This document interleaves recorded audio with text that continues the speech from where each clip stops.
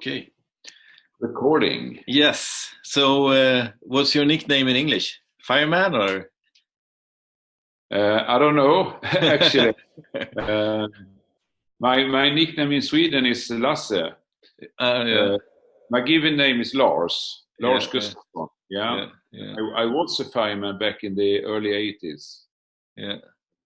So I think a lot of people in Sweden knows you as the Brandmannen, the fireman, basically. The fireman, yeah. Yeah. But I'm not so well known outside of Scandinavia, so I don't think I have any nickname yet. Okay, excellent. Yeah. No, so I was thinking we can start by going back to that day, 1981, was it? Correct. Yeah. And tell the listeners what happened. The night in May, we have a alarm to the fire station that there was some kind of gas leak in the oil harbor in Gothenburg, where I live, and unfortunately we drive into this gas cloud close to the crashed pipeline, and before my colleague was able to reverse the truck, the engine died and the gas exploded. So we had to jump out and run through this burning gas. And we received very, very bad and life-threatening burns. My colleague survived 1 month, and after that he died. I was unconscious for 2 months before I woke up at the hospital. Mm-hmm. So that, in very short terms, that was the accident, which changed a lot of things in my life. And how old were you at the time? I was 24, and I was very new as in this work as a fireman. Yeah. Yeah. And that day when you woke up, do you remember how it was waking up? Yeah, I do, because I remember I woke up very, very slowly. You know, like when you were a kid and it was summer and you were free from school, you know, you had time to walk up slowly and just lay down in the bed, and there was no hurry at all. Yeah. So it was in that kind of mood. I woke up very slowly, and the first thought was, whew, I survived. Oh, wow. I made it. And I had no insight about how bad these burns was. I didn't know anything about my situation, actually. I understood that I woke up in a hospital because the last thing I remember was when we arrived in the ambulance to the hospital, I saw worried nurses looking at me, and after that everything was black. So that was the last memory. Yeah, so they put me to sleep when I came to hospital, and 2 months later I woke up very, very slowly, as I said, and it was a relief feeling that I survived. I made it. And I also heard that there was around 4 or 5 women in the room. So I was just laying there, felt very calm, relaxed, and listening to these women who were talking, chit-chat in the corner of the room about how the weekend was and so on. And I felt that it felt actually very good.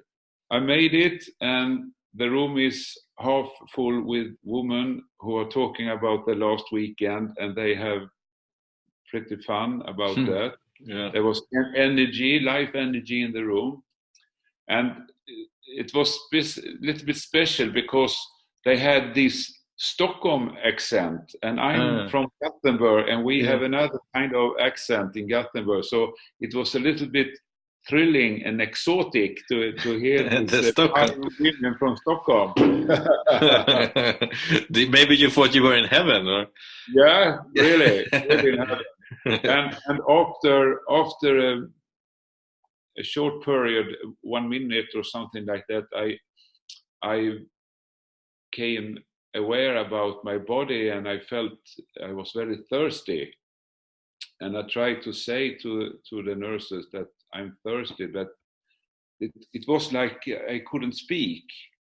It was like I just said, thirsty, thirsty, and no one of them could hear that. So I try once again, I'm thirsty. And suddenly one of them came very close to me and asked, Lars, did you say something? Are you thirsty? She asked. And I just give her a sign like that.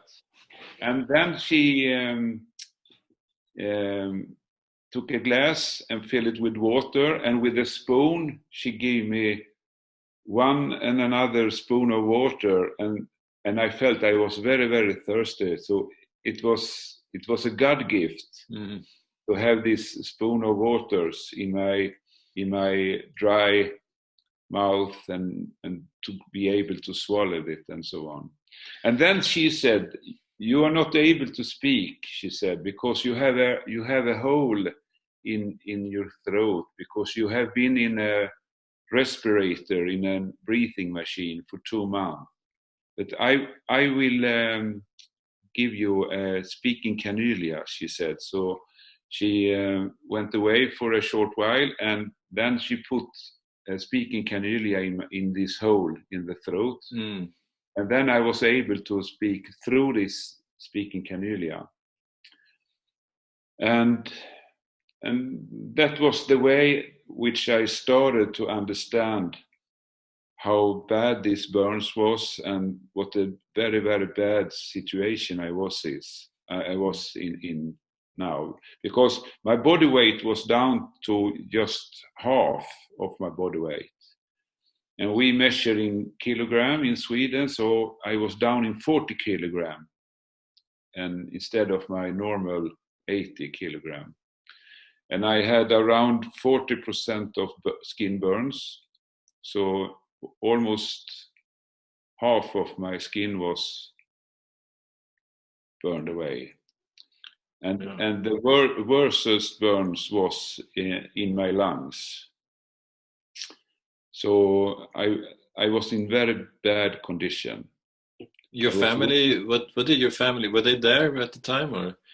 Not in the morning when I woke up, but later in the afternoon, my mother and my father show up and meet me at hospital. And they had made a plan during this month of unconsciousness. So there was every day one of my family members was in hospital. If I should wake up, someone of them should be there to be a support and assisting me. But at that time you still couldn't open the eyes, correct? No, that's correct. I also had some burns on the eyes, so they had saw the eyes to a closed shape. I was blind. I was not able to speak. I was not able to sit up like both of us are doing right now, so on. So it was very, very different. I was, before the accident, I was well trained as a new employed fireman. I was proud. I was strong. I was a free person, and now I was almost a shadow of my former me. And when did you realize that? Like, did someone tell you this, or could you feel it in the body that, like, okay? I couldn't feel it. I was free from pain when I woke up, so the body language couldn't tell me anything about it. But thanks to this speaking cannula, I was able to to ask about my situation. And I'm very happy because the staff at the hospital, they were brave enough to give me the true answers. And I think that was really, really good because when you are in big changes, you need to understand how is the reality right now. Okay. You can't live in yesterday. Yesterday everything was perfect, but you had to accept and realize how is it today. So better to hear the reality than some fake story that just to give you fake hope. Yeah. And what was how did you get back? Like how long did you stay in the hospital, and what was the journey back to normal life? I was in hospital for 1 year. The accident was in May, back in 81, and in May 82, I was able to leave hospital. And during that year, I learned to walk again, because I was blind for 1 month. So in August, they could open up my eyes, and I can see in one eye. The other eye is damaged because of the fire. But one eye, it's absolutely okay. You have the same vision in both of your eyes, actually. So it doesn't matter if you do this or that. It's the same picture. So with one eye, I was able to see for the first time my wounds, my burns, and so on. And during that month when I was blind, but still able to put up questions and receive answers, I had possibility to make up an inner image about how bad burned I was. And now after 1 month, when I was able to see, I could also in the mirror confirm this inner image which I had built up during the blind period. And what did it match what you had in your mind and what reality was? I think the reality, in fact, was worse than the fantasy. And at that point in time, were you grateful to be alive, or did you feel like what am I going to do in my life? I couldn't value that at all. I couldn't feel a big gratefulness, and I couldn't figure out what is my chances to create a good life again. So it was like everything was my ground, which I am standing on, was shaking. What you call it? Shaking. Yeah. It was not firm. It's like a quicksand, so to say. So it was a very, very strange and first time experience that feel that everything I have been believed in, I couldn't find any firm places to stand on right now.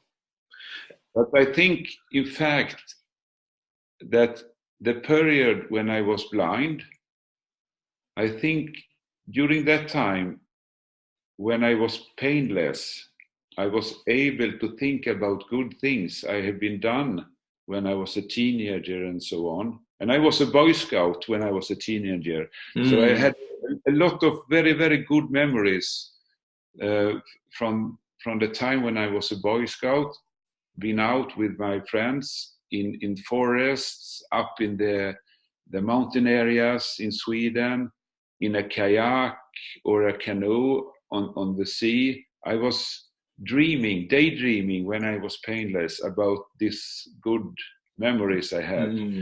And I think during this period when I was blind, I started to connect myself to these memories, and I realized, who am I?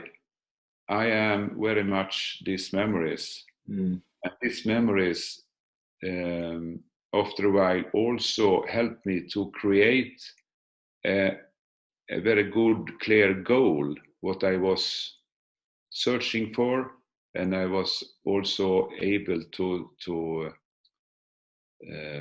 fight for, to create this kind of life again. To be able to be out in the nature and go do good things and be in, to be out in nature is it's also always some kind of surprising when you're out in nature. It can be a big adventure when you're stuck or lost in the forest, but it can also just be these small surprises when you see a rabbit or an eagle flying or something like that, because you can't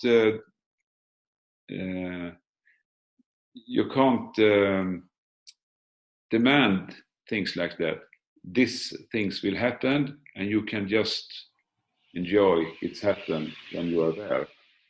Okay, so those memories actually became a goal to relive, to get out in nature again. So when did you start thinking about the goal that, okay, I need to get back into my life? And was that already at the hospital? Yes, I think when I was able to start walk again, and I had a very, very, very good physiotherapist.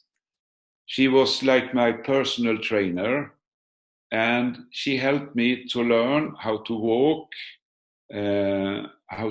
in stairs, how to walk even if I shut my eyes, how to walk, when walking backwards. So because I did have very bad balance and so on, and she trained me how to do all these things. And when I was able to walk and also sit on a bicycle, and after a while, later in the autumn, I was able to do some jogging in the park close to the hospital. Then I felt a very strong happiness to be able to do these things again. Then I also started to dream about to do a walk through the mountain areas for 1 week in Sweden. Because that was what we can call a really gold nugget, that I have been in a national park in Sweden which named Sarek, and it's the most wilderness you can find in Sweden. It's the national park Sarek, because there is no houses there is no roads, you can't have a phone, and you can't phone manpower, or you can't phone for help when you are in Sarek. You had to be able to help yourself in Sarek. And I had been in Sarek 2 times before the accident, and I really enjoy memories about to be a free man with my friends walking across Sarek. So that was the goal setting, to be strong and be able, because I burned my hands, so I just have 2 half tons. To put up a tent, to make food, to stay dry when it's windy and rainy, you need to handle your equipment. So this goal to walk through Sarek made me motivated to do all the training, physical training with my body, technical training with my hands, and also mental training and social training, to meet people and to meet people's reaction when they saw me with these burns. This goal gave me the power to do all the things I need to do to reach Sarek. And how long time did it take before you reached Sarek? Because you moved home after the hospital, and then was it the same? Yes, the accident, as I said, the accident happened in May. I woke up in July.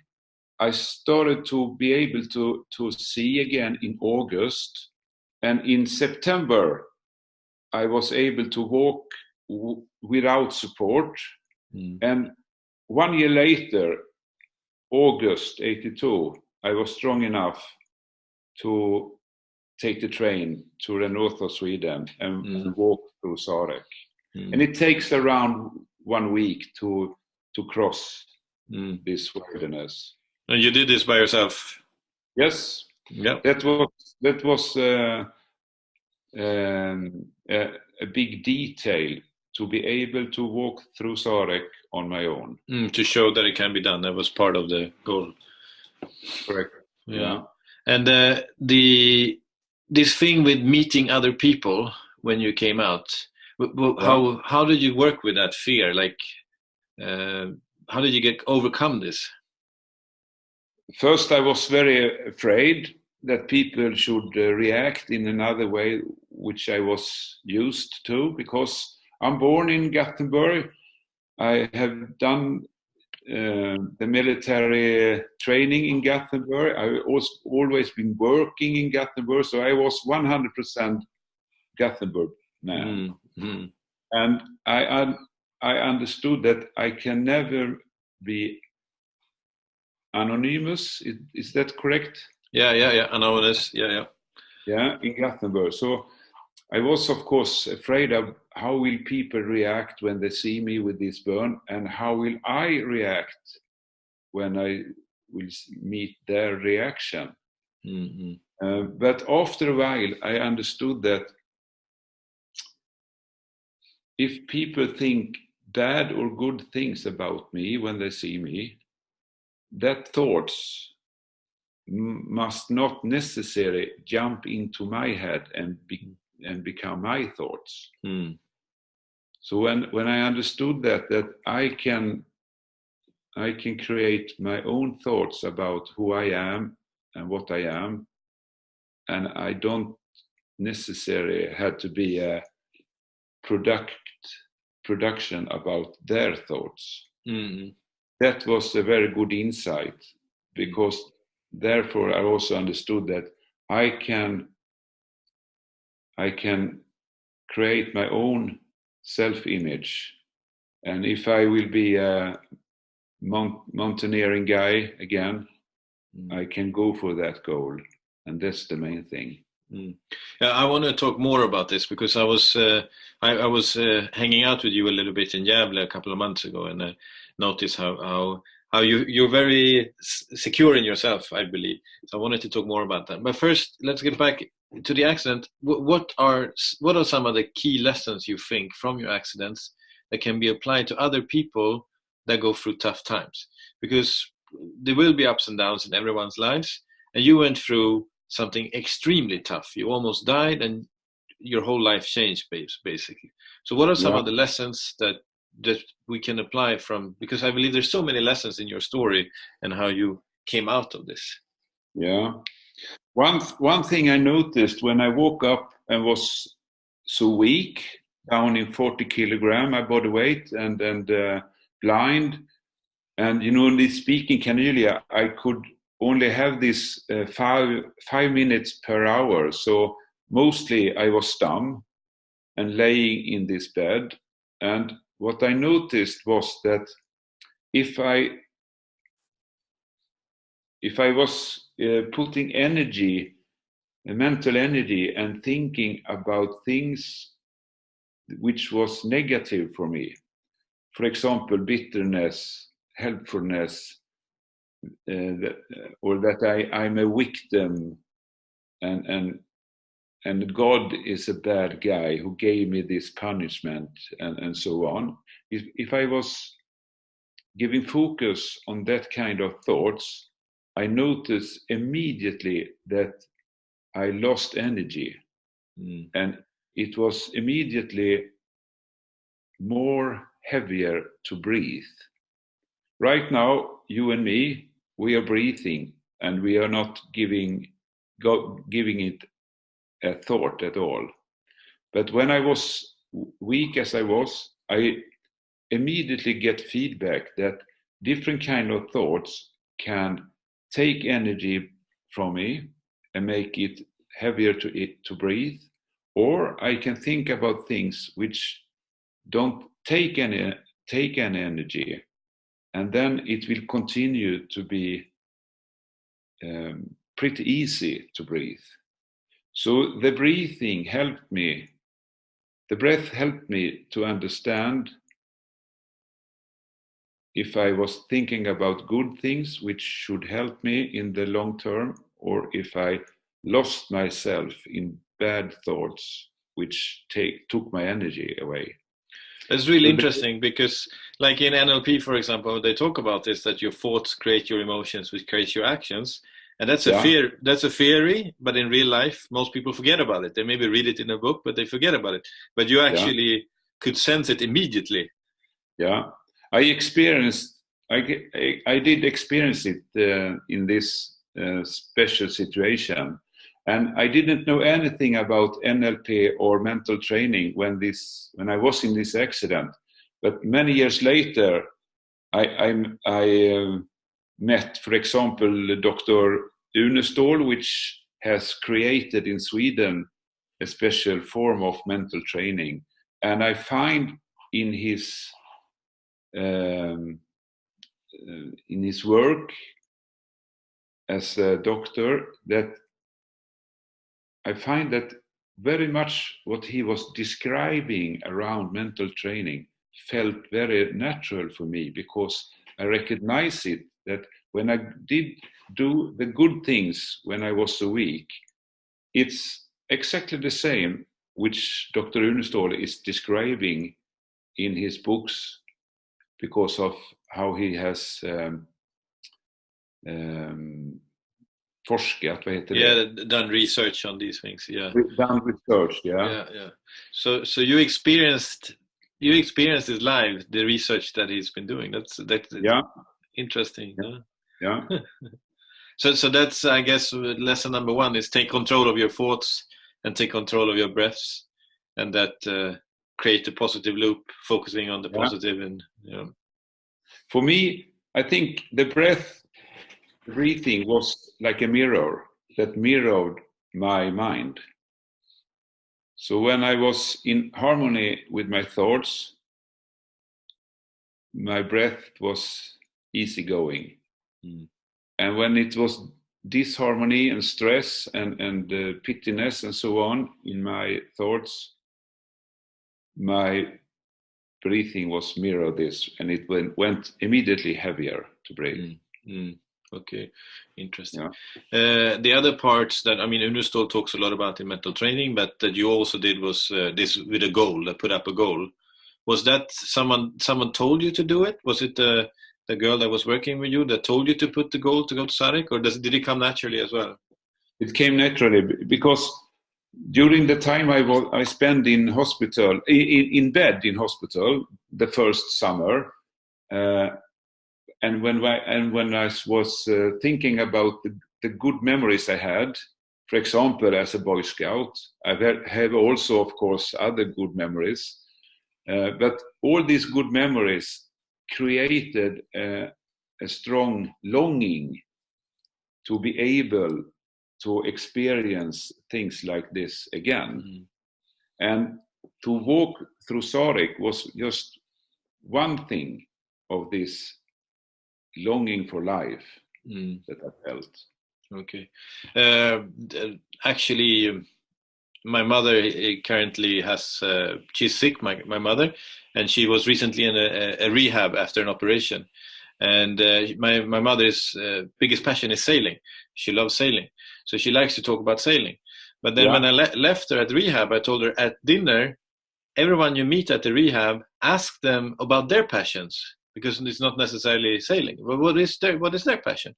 And she did that, and she said, I had the most amazing dinner, because suddenly, instead of talking about how sick everyone was, they start talking about their passions. One was passionate about their dog, and one was passionate about whatever, So it's a similar thing, that you can pick up the positive memories from the past, and then use that to pick up a goal for the future. That, Yeah, that's great. Yeah. So self-image. So we went for dinner in Gävle with a couple of friends, and you were one of them at the dinner. and I was observing you, and you're so natural, and you're so like happy in yourself. And I have this term that I like to work with my coaching clients. I call unfuckwithable, which means you're totally at peace with yourself, and nothing anyone else says can affect you. And I feel that you have reached this stage of you're very centered. And in today's environment, there's a lot of studies now showing that teenage girls, for example, the suicide rate goes up, depression goes up, because they're comparing their lives with some Instagram perfect model that only takes picture with the perfect environment. So in this environment, how can someone learn from you to build their self-image and be happy with who they are, regardless of all the external things? Long question. Yeah, long question. And a long question, I think, also need a long answer. Yeah. And there is not one answer to this question, actually. And I really don't know where to start. But I think that in some way, what you see on Instagram is just snapshots from a person's life. And between these snapshots, life will continue. And then things happen which maybe not will be produced on Instagram or Facebook and so on, but it's still there in the person's life. And I also think that today it seems like people not hang around in real life, like what I did, and I think also what you did when you were a teenager. Yeah. Of course, I was sometimes on my own, but as a Boy Scout, you will meet other persons in real life. Mm. And out in nature, you will see that sometimes everyone is happy. Sometimes most of us is very tired and we are hungry and we are not looking good at all. And it's a mess, everything. And that's real life. Mm. Real life includes everything of this. But Yeah. in social programs, you will not see all these things show up. I normally say it never rains on Facebook. It's only always sunny on Facebook, you know. Yeah, that's right. Yeah, which is not the reality in life. No, it's just a small part of life. Yeah. The sunshine, especially in Sweden, and especially in Gothenburg. Exactly. No, but you were saying that you had this. You learned that, okay, I need to take control of my own emotions, and I'm in control of that part. But knowing that and then applying that, it's a different thing. So from when you got that, okay, now I realized that what other people think of me is none of my business, is their business. That's the theory. But taking that from theory to everyday life, when you go down to the supermarket and people look at you, how did you go from knowing it to living it? And what did you do to bridge that, you know? Yeah. You know, yeah. Or was it just training over a long time? Yeah. I think one insight I had was, I remember one day I was standing and looking inside a store. There were backpacks and things for mountaineering in that store. I was standing outside and looking in this window. And you know, when you're looking in a window, you can also see it's like a mirror. So I can see behind my back, I saw a man was looking a very long time at me, but he didn't understood that I could see him in through the mirror. And I remember that I was a little bit angry. He's looking from the back, and he thinks that I can't see that he is looking at me. And I also remember that I thought for myself, I hope you will go out in the street now, and maybe a car will fuck on you like that. And I remember that one of the main thing I was longing for in hospital when I was laying in the bed and was blind and so on, was that I was longing for to be a free man again, a free person. And I understood when I was standing here and I felt anger about this man who was looking at me. I understood that I'm not on the track to be a free person. I'm on the track which will trap me in this anger and so on. And then I asked myself, what would I do if I saw a person for the first time with big burns like I have now? And I had to admit and understood that I should also had a need to look a little bit longer to understand in some way this strange looking as I had today. And when I understood that this is a human behavior, that when you see something you don't have been seeing before, you had to look a little bit longer to understand it. So when I felt that it's natural that people will always look a little bit longer at me, I felt that this tension just you could let it go. Yeah. And a funny thing was that, in Sweden, people are polite and they look at you when they think that you don't see that they are looking at you. Yeah, and that was a little bit annoying for me. So you need to walk with a mirror and like, hey. Yeah. But then I understood when I left Europe for the first time that in India, they don't have the same behavior like we do in Sweden. In India, they are looking with their brown eyes like children. And when they have seen enough, they continue to do what they did do before they saw me. So what do you prefer? You prefer the Swedish way or the Indian way? I prefer the Australian way. Okay. Yeah, because me and a friend, we were in India for 1 month, and we noticed that they are looking like children, like a child behavior. They are looking with no politeness at all. But after 1 month in India, we went to Australia. And there I noticed that in Australia, if you're walking on a sidewalk in Australia a morning, and if you nearly get eye contact with an Australian guy, you know what's happened then? Hey, what's up? Yeah, he connects you. He connects with you. He creates an eye contact, and he said, "Hello, mate. How's your day?" And so on. And I remember when I was reflecting about this, that Australian way to look at someone and something you haven't seen before and say, "Good day. Yeah. What's up, mate?" That was a very good way to do it. Okay, so let's adopt the Australian way. That sounds good.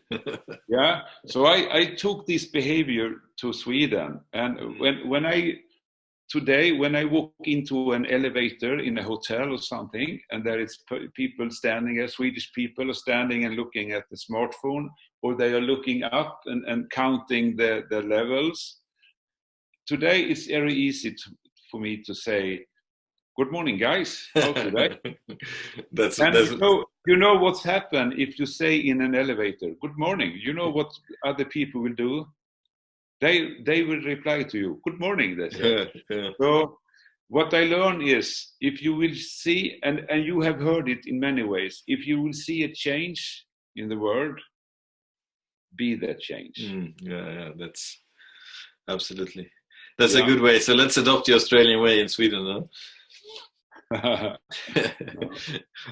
lived in Australia some time, and I lived in Melbourne for a while. And in Melbourne, when I stopped with a map, I took out the map. It took maybe 30 seconds before an Australian guy would stop and like, "Hey, mate, where are you going?" Yeah. And I try to do that in Stockholm now. Whenever I see tourists with a map, I try to stop and help them for directions. But sometimes they think I'm going to rob them. But so you need to do it in a nice, friendly way. But yeah, that's. But creates a good I atmosphere. also noticed that they are so friendly, they are so open-minded, and they are also, I will say, they have an inner security feeling, so to say. Mm. They have a good self-image generally in Australia. Yeah. And I also understood that hello mate means seaman. Uh-huh. You know, most of the white population in Australia came as sailors or seamen. So and you know, as a sailor, it's very pretty common that you, as a sailor, you will see new cultures, you will see different kind of skin colors, and so on. And they learn as sailors that the best thing you can do is to say, "Good day, mate." Excellent. Yeah. Okay, so there was one more thing that I was curious about. So you came home from the hospital, and then I know, was it later in the 90s when you start speaking as an inspirational speaker, or when did you start motivational speaking? I can say that I was free from work, and I was on this rehabilitation for 2 years. But after 2 years, I was able to start to work at the fire station again. So back in '83, I go back to this work, and I couldn't work as a firefighter because you need proper hands to take care of people in a fire. But I could work as a driver. So I was driving fire trucks for 7 years. And that was a very, very, very good revenge for me to be able to come back and work as a driver at the fire station. But during the time in the 80s, they were also very curious in the rest of Sweden about our experience in Gothenburg. So on 3 days, I started to travel to other cities in Sweden and giving speech about the accident, our experience, my experience as a fireman, and what we learned about the accident to not make it happen again.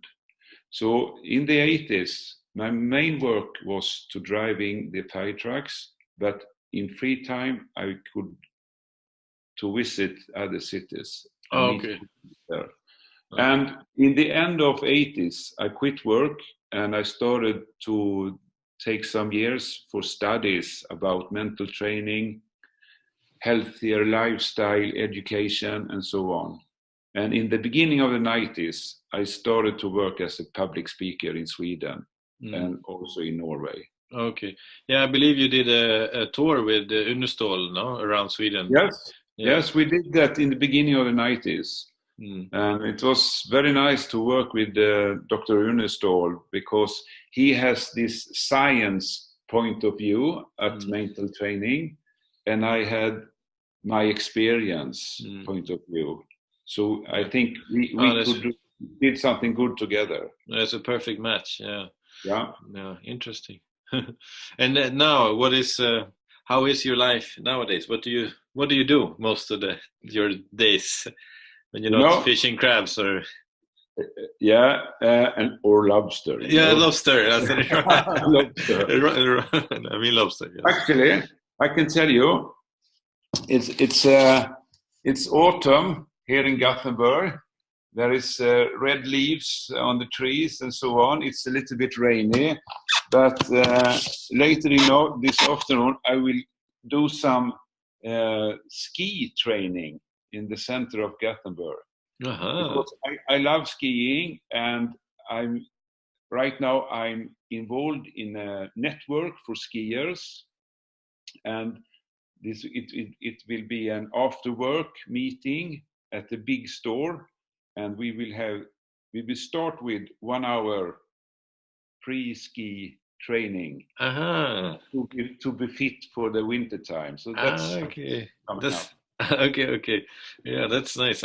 Skiing is my biggest passion as well, actually. So, but you do public speaking is the main business now, traveling around Sweden doing public speaking, and you also have the speaking course, right? Helping other to craft their stories and the Gothenburg way. Yeah, and correct.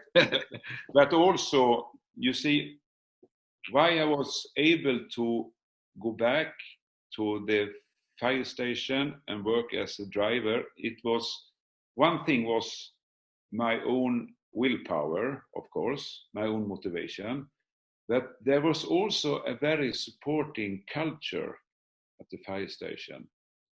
So I was new employed, so I didn't have a deep connection with the other firemen, but I felt that they really included me into this culture. And my employer also included me to a dialogue, and we talk about, Lars, what do you think you will be able to do? Because we would like to give you a second chance. We would like to have you back here. So I have a very good employer. I have a very good support from my colleagues. And of course, I had my own motivation. And these three things, I also give longer education, how to develop a culture at the place where you are working, which will help people to stay healthy, motivated, and feel that they are included in something which are very good for them. Wow, that's really nice. Yeah, that's a support system, of course, when you have tough times, to have a network that can support you and help you. That's amazing. One of the last questions. If you had a magic wand and you could teach a technique or a life lesson to everyone in the world, like this is something that you need to master, or this is something you should learn, what would that be?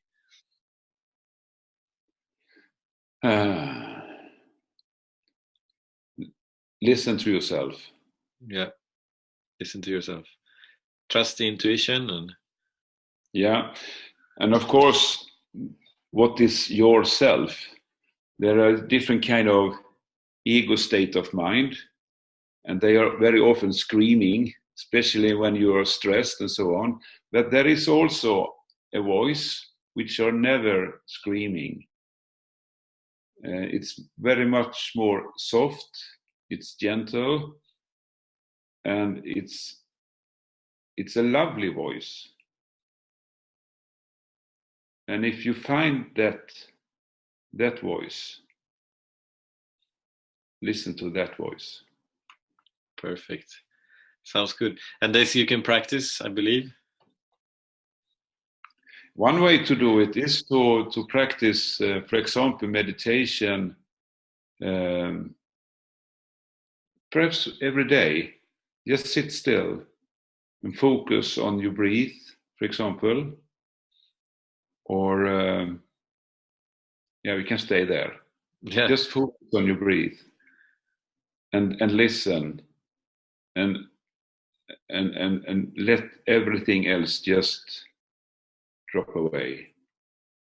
And then perhaps you can have this intuition, soft voice. Maybe it will show up as a picture, maybe not always like a voice. A picture or some kind of gentle feeling, which can be a hint of next step for you to do, to take. So there you go, people around the world. Listen to yourself.